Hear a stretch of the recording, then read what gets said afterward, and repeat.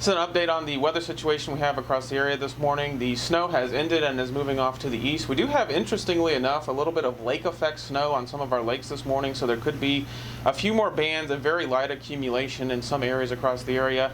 Temperatures have fallen into the teens across most of the area, and it will be very slow warm up today, so virtually no improvements on the roadways. Very cold air continues to be in place tonight and into tomorrow, which will continue to cause hazards and challenges across the area with travel and infrastructure, especially when you get into the power infrastructure and the water supply infrastructure. So those are the concerns at this time. And then as we get into Tuesday night and Wednesday, we will be looking at another storm system approaching from the west, and there could be some additional potential for some freezing precipitation, especially along and north of I-10. So we'll continue to monitor that. And thank you, Jeff, for that update from the Harris County Office of Emergency Management. Based on that forecast, as we're recommending people focus on the 4 Ps. 1, people. We need you to stay off of the roadways. Highways are deadly, our surface streets are dangerous, and they're simply not passable. And please, I know that snow looks fun, and please go out and enjoy it in your yard, but do not expose yourself to those temperatures for an extended period of time, especially as we get into overnight hours tonight, Monday, and Tuesday we're going to have wind chills below 0, and for the first time ever we have a wind chill warning for Harris County. So stay put, enjoy it in your yard, but no, long-term exposure is going to be dangerous for you. Pets, make sure that your pets are brought indoors, as any small animals that you have. You go to Ready Harris, you'll also find tips for livestock, but let me be very clear that any pets exposed to, or small animals exposed to these temperatures for an extended period of time will simply not survive. So take care of your pets as well. And then plants. If you can bring those indoors, especially today and through the next Wednesday or Thursday, that is important. And especially sort of if you got those in potted plants that you can bring in, please do that. If you can cover plants outdoors, that's advisable. These temperatures are, this is Arctic weather. Not sure if those will survive outdoors if you simply are covering those that are planted, but that's worth a try. And when it comes to pipes, make sure those are wrapped. A couple of things to take note of. Make sure you have insulate them as much as you can. If you were not able to find any of those particular stocked items at a warehouse store, I know a lot of them were sold out. If you got bubble wrap, do that. If you've got towels that you can do and wrap them with duct tape, do that. And so indoors, what you can do also as you're warm, if the warmth of your home, this is important if you still have power.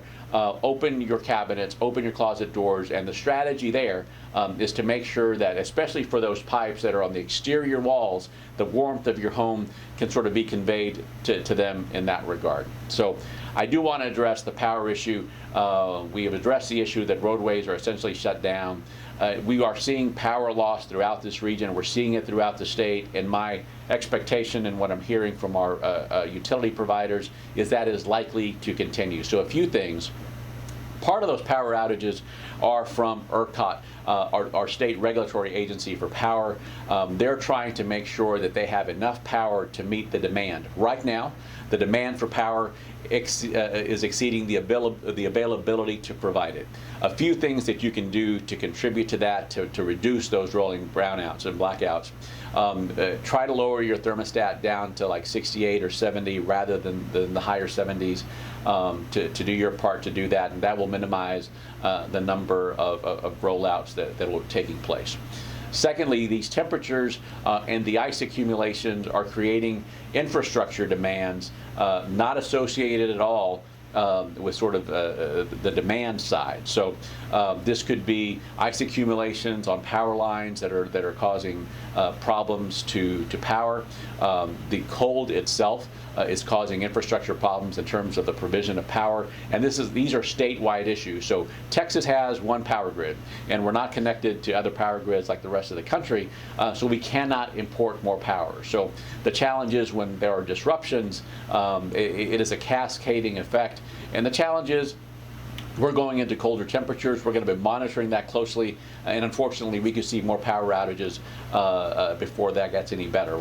That is strictly on the provider side. Those are our utility partners that are responsible for that. Our commitment from the Harris County side is this: whatever they need from us at the county level, whether it is helping to clear roads, sand roads, or treat roads to get them to where they need to be to restore major areas that are without power, then we'll be doing that as well. And that's why we're here at our Emergency Operations Center, and we'll continue to do that. If you are without power, and my mom is without power, this is the same advice I've given her. The safest place to be, even if it is cold and inconvenient, is in your home when you lose power. It gets deadly when you leave your home and try to get on those roadways. So that's critically important. I understand it's frustrating. I understand it's cold. And again, my mom is in that situation. The same advice that I'm giving them is stay put. We know it's uncomfortable, but that's the safest place to be. Now, that's our update now. We are at the early parts of this incident. We are Monday going into Tuesday, and Tuesday throughout the day we'll continue to have even colder temperatures, colder wind chills, and that means that ice is going to persist. So that's the information we have now. As things evolve, and they will, we want to provide you that information. If you text FREEZE to 888-777, our Joint Information Center here will push out more information as those things develop. Follow Ready Harris on social media. Go to Ready Harris and sign up for alerts. But to get those directly to your mobile device, again, text FREEZE to 888-777. Thanks for the update, and we'll keep you posted throughout the day and for the duration of this incident.